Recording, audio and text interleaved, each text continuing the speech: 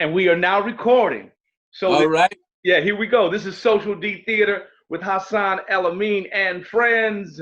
And I am fortunate, blessed, excited, thrilled, all the adjectives I can think of, because on Zoom today with me, I have the award winning James A. Williams, affectionately called J Dub.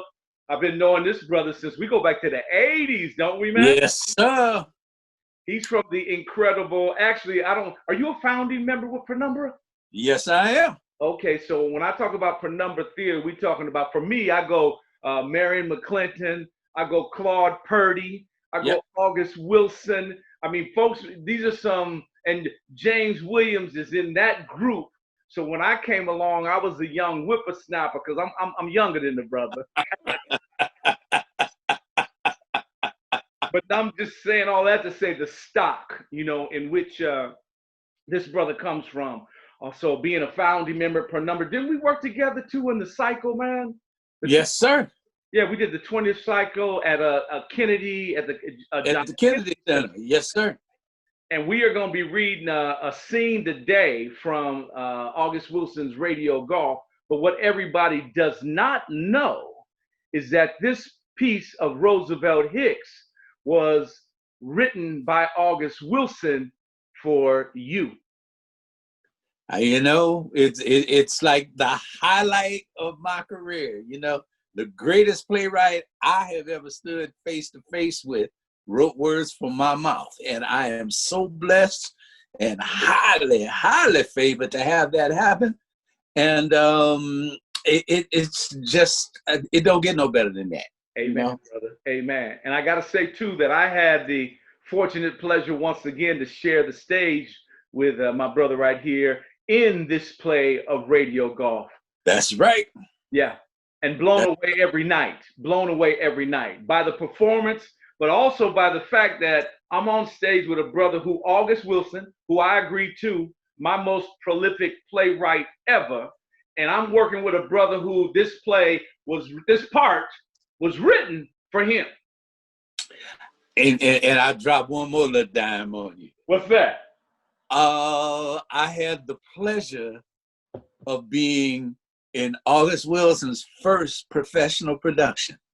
What was that? Something about the cowboy, wasn't it? Black Bart in the Sacred Hills in 1983 at Penumbra Theater Company. Ain't that something, brother? So when people ask me, they say, have you got your 10 in? I look at them and go, you know what? I'm one of the few that have 11. How about that? Everybody can't say that, brother. That's right. That's right.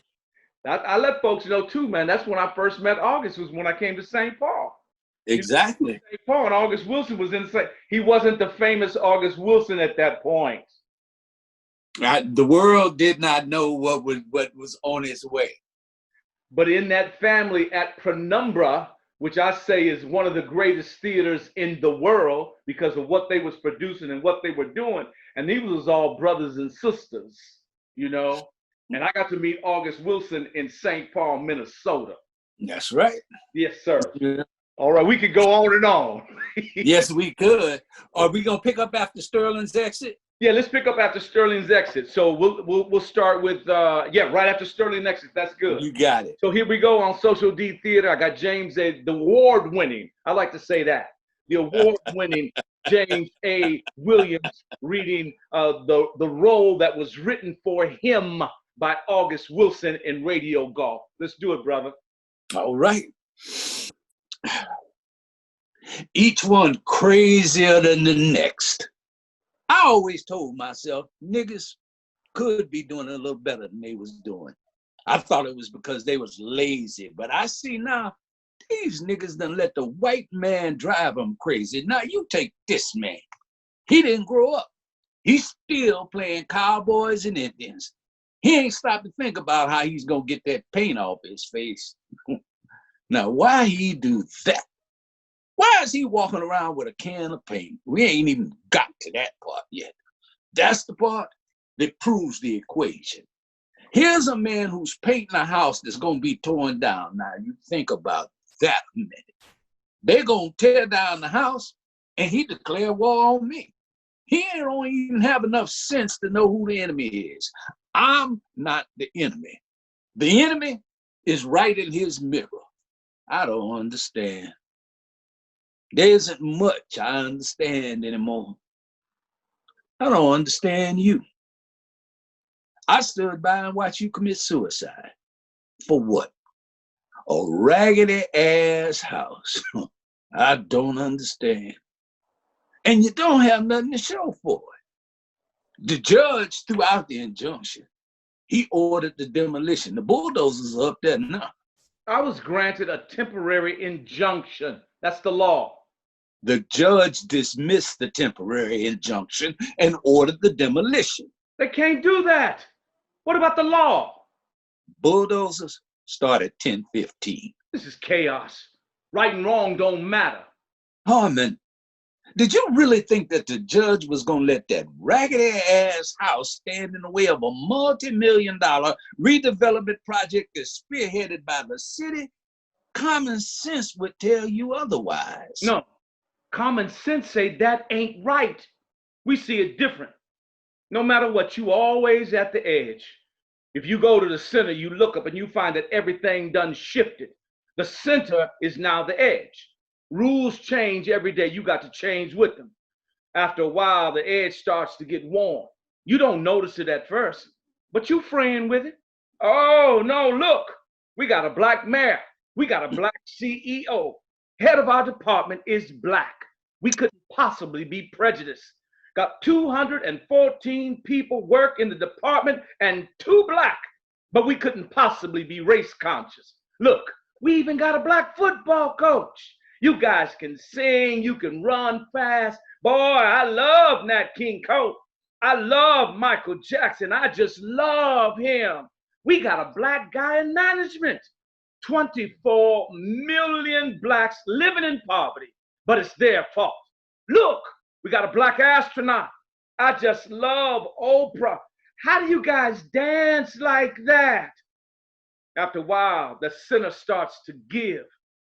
Keep making up the rules as you go along. They keep changing the map. Then you realize you're never going to get to that center. It's all a house of cards. Everything's resting on a slim edge.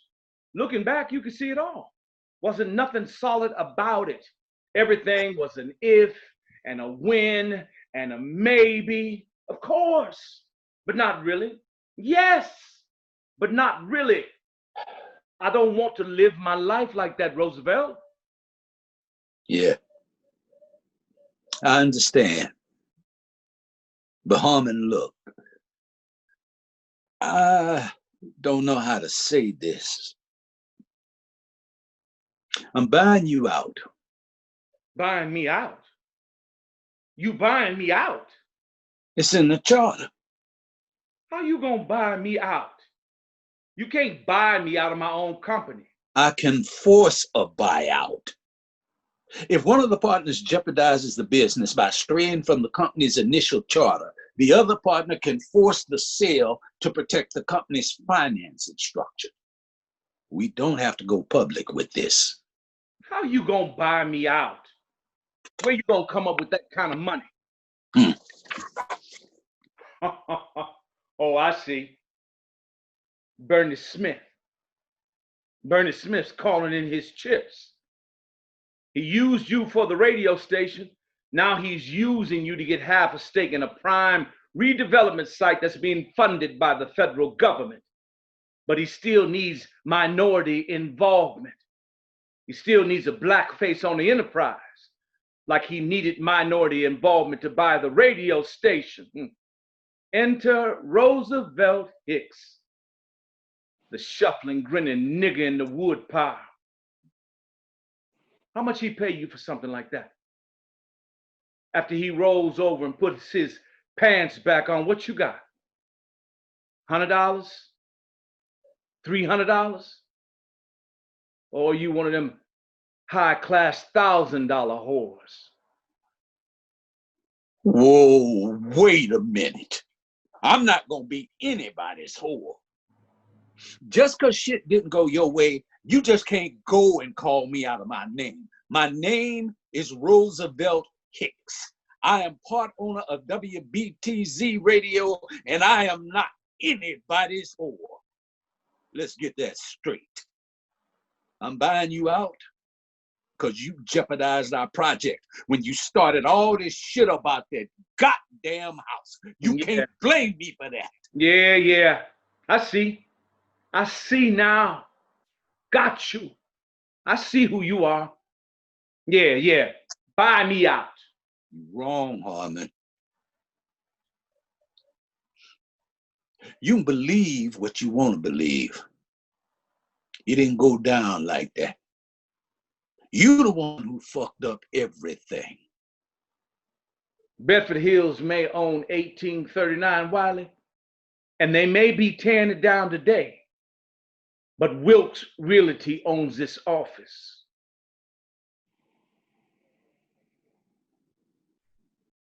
Okay, man.